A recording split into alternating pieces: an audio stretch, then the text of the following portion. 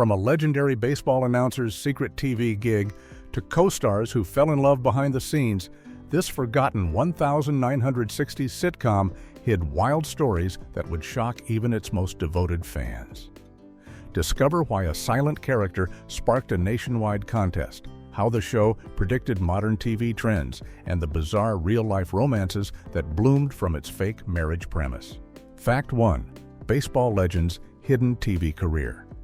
When Occasional Wife premiered on NBC in September of 1966, viewers heard a familiar voice guiding them through the show's absurd premise. But most had no idea they were listening to one of the greatest sports broadcasters in American history. Vin Scully, the legendary voice of the Los Angeles Dodgers, who had been calling games since 1950, served as the show's narrator throughout its entire run, providing wry commentary on Peter and Greta's fake marriage scheme with his signature smooth delivery and impeccable timing. What made this even more unusual was that Scully received absolutely no credit for his work, his name appearing nowhere in the opening or closing credits despite narrating 24 of the show's 30 episodes. His distinctive tenor voice would set up scenes with lines like, "It was a day like any other day in Peter's life, full of hopes, dreams, and anxiety," introducing the weekly chaos with the same descriptive storytelling style that made him beloved by baseball fans across the country. This unconventional use of an omniscient narrator in a sitcom was remarkably ahead of its time, predating Ron Howard's similar narration technique in Arrested Development by nearly 40 years. Scully took on this unusual side project while simultaneously maintaining his full-time duties with the Dodgers, proving that even baseball's most iconic voice was willing to try something completely different in the experimental world of 1960s television. Fact 2. The silent star who stole the show. One of the most beloved characters in Occasional Wife never spoke a single word during the show's entire one-season run. Yet actor Brian O'Byrne became an unexpected scene stealer through the sheer power of his facial expressions and physical comedy. O'Byrne played a character known simply as Man in the Middle, an unnamed resident who lived on the 8th floor of the Manhattan apartment building, positioned directly between Peter's 7th floor apartment and Greta's 9th floor apartment. Every time the fake couple needed to maintain their charade, they would frantically scramble up and down the fire escape past his window, and the man in the middle would simply stand there, watching their bizarre comings and goings with increasingly bewildered and hilarious reactions. The show's writers had so much fun with this wordless character that they gave him more and more screen time as the season progressed, often showing him engaged in some everyday activity like watering plants or reading a newspaper that would inevitably end up in shambles as he watched the absurd spectacle unfold outside his window. O'Byrne's expert silent acting transformed what could have been a throwaway background character into something much bigger, with audiences tuning in specifically to see his reaction shots and the creative ways the writers would incorporate his confusion into each episode's physical comedy. Fact 3. A nationwide naming contest.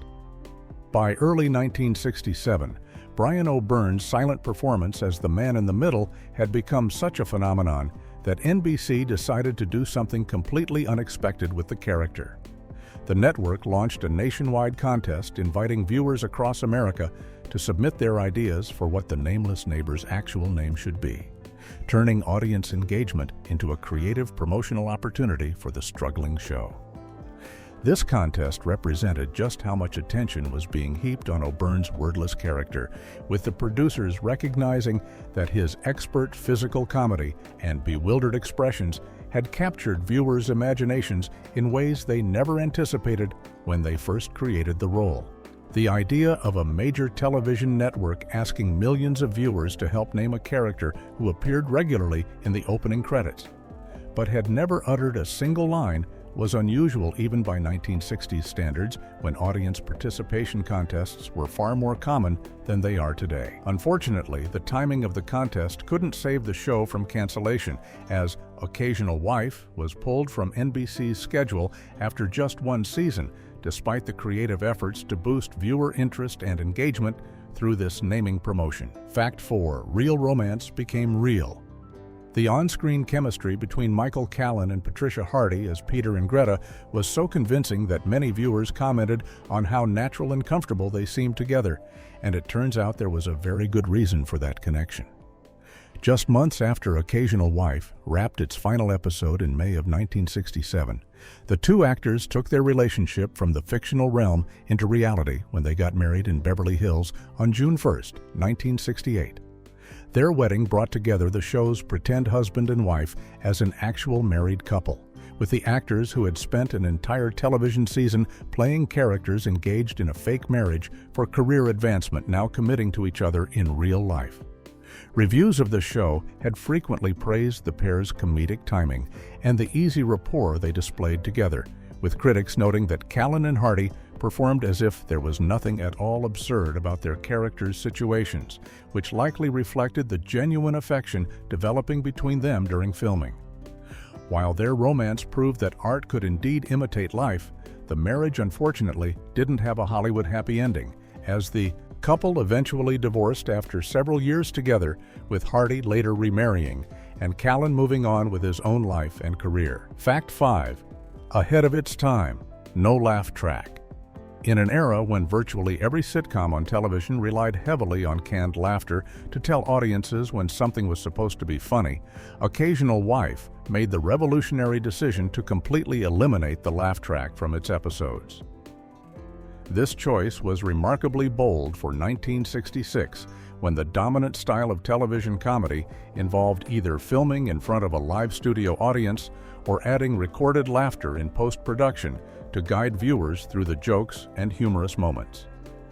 By removing this artificial audio cue that had become standard practice in the industry, the show's creators were essentially trusting their audience to recognize the humor on their own without being prompted when to laugh.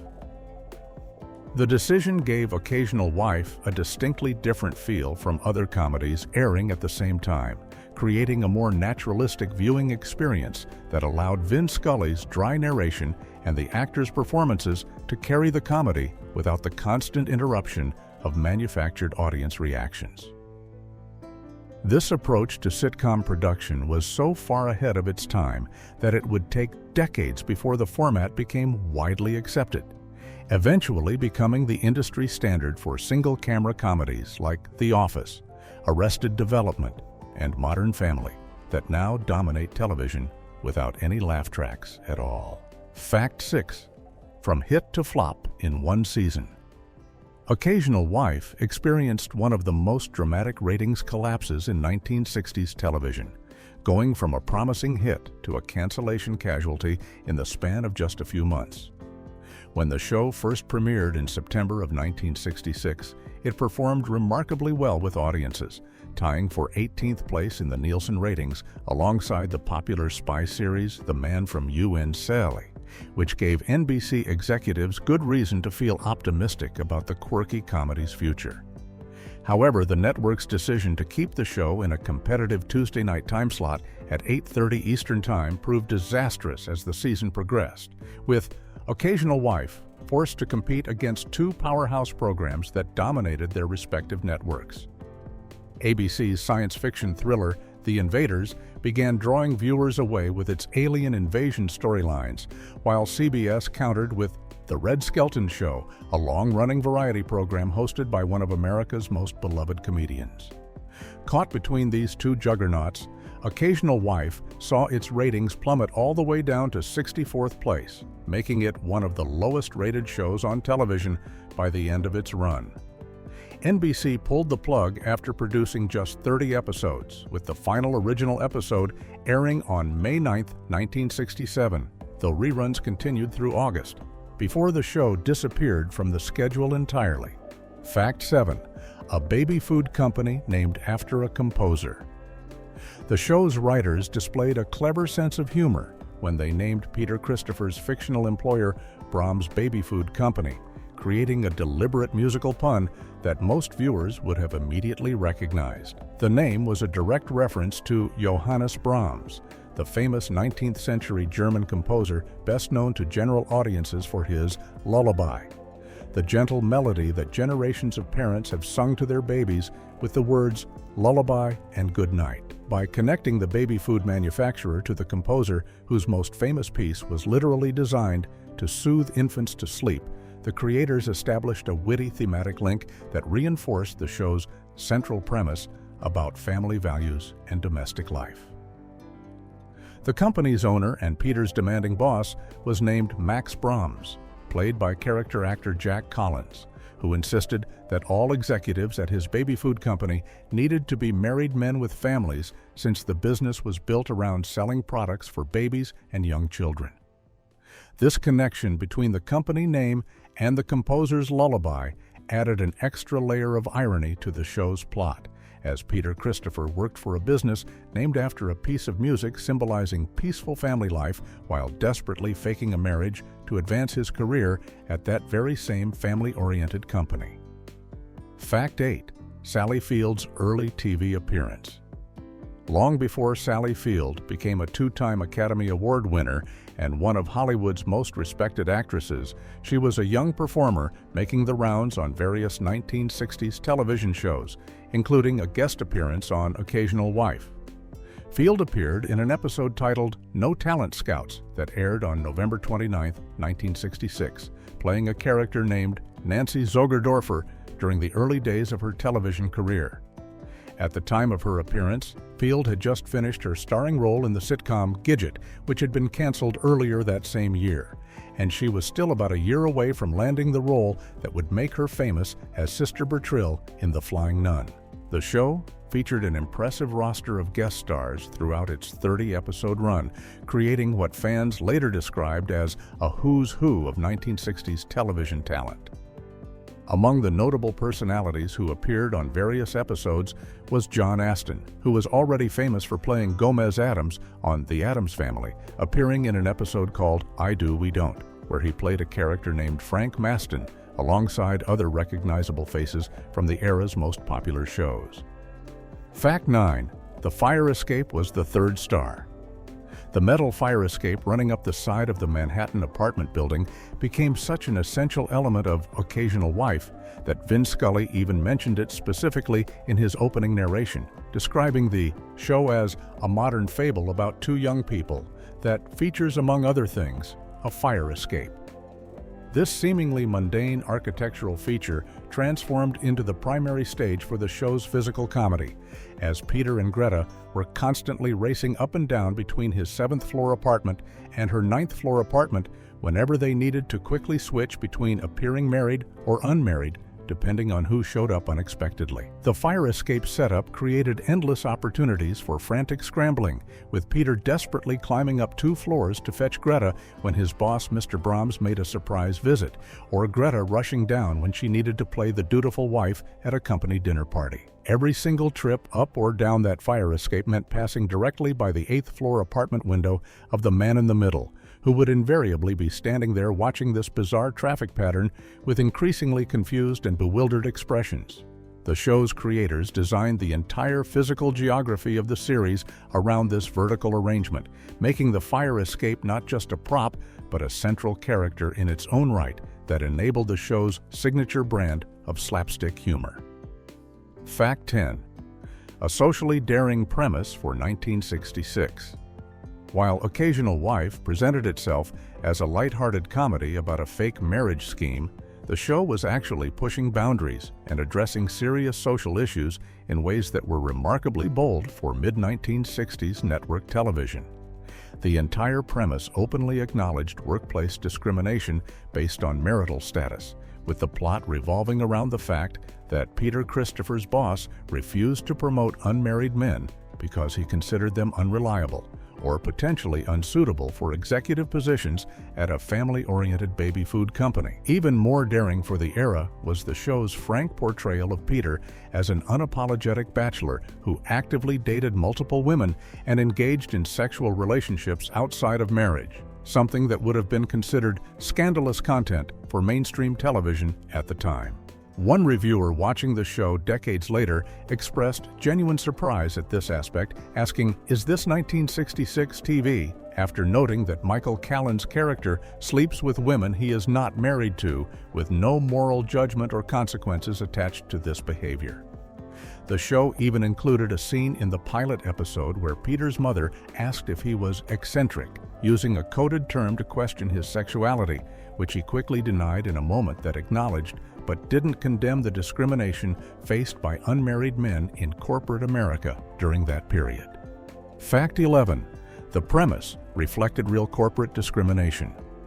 What seems like an absurd and exaggerated plot device to modern viewers was actually based on genuine corporate practices that were completely legal and widely accepted throughout 1960s America. During this era, there was a pervasive belief in American business culture that unmarried men past a certain age had something fundamentally wrong with them, with companies viewing bachelors as eccentric, unreliable, or lacking the stability and maturity that came with family responsibilities. This discrimination was so commonplace that bosses could openly state their preference for married employees without any fear of legal consequences, as workplace discrimination laws protecting marital status didn't exist at the time.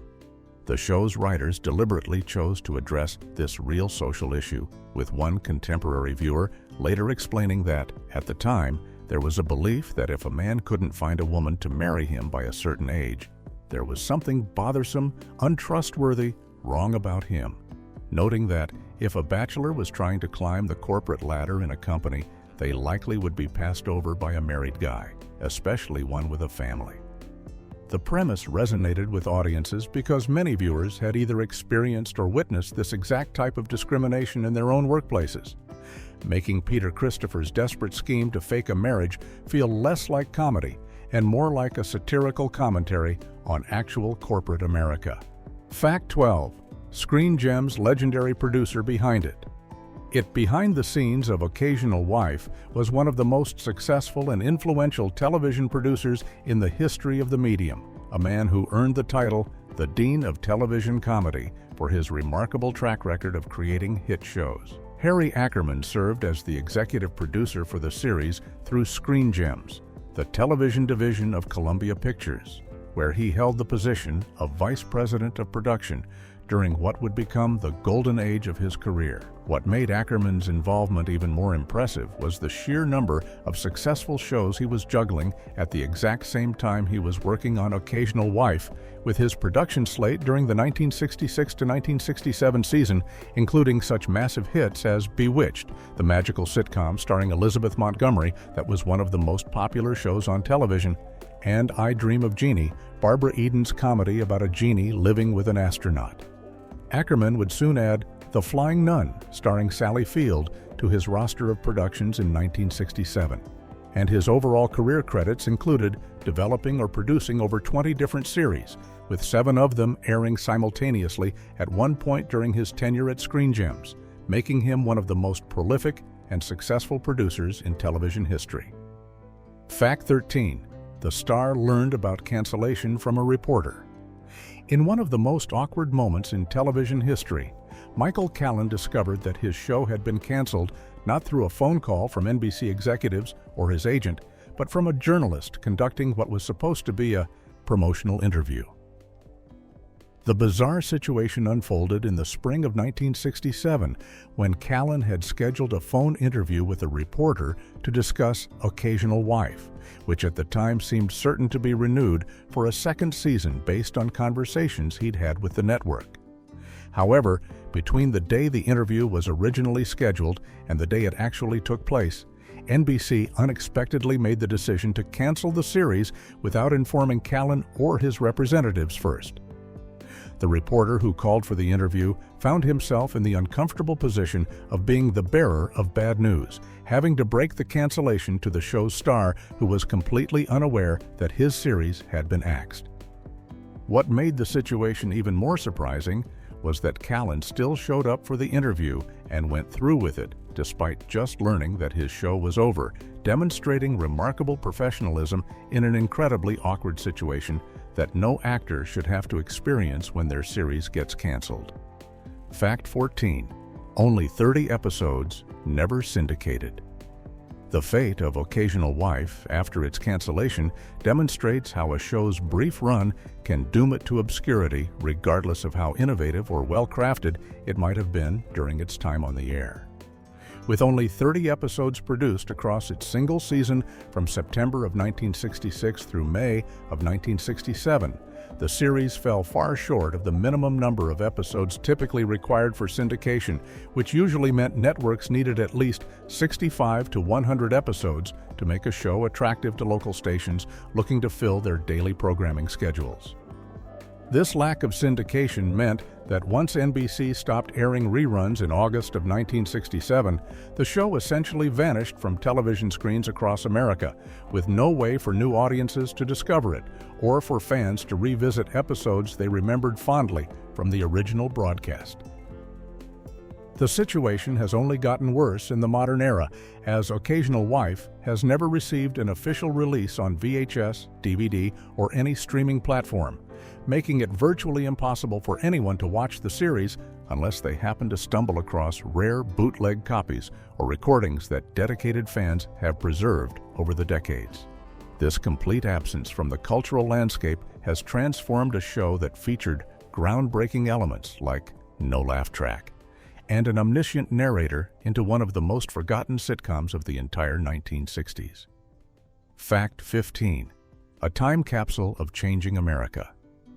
Occasional Wife arrived on television screens at a fascinating moment in American history, when the medium itself was struggling to figure out what it wanted to be and what audiences actually needed from their entertainment. The show perfectly embodied this cultural tension existing somewhere between the purely escapist fantasy comedies that dominated early 1960s television and the more socially conscious programming that would emerge later in the decade as the country grappled with civil rights movements, changing gender roles, and widespread social upheaval.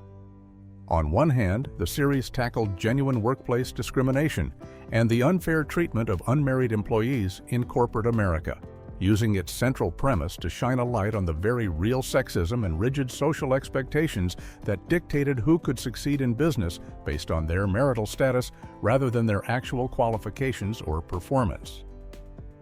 On the other hand, the show's execution pushed against the conventional boundaries of what network sitcoms were supposed to look like, experimenting with an omniscient narrator, eliminating the laugh track entirely, and creating a narrative style that felt more like experimental theater than traditional television comedy. This combination of addressing serious social issues while simultaneously revolutionizing the technical and artistic format of the sitcom itself makes Occasional Wife a perfect snapshot of a changing America caught between its comfortable past and an uncertain future.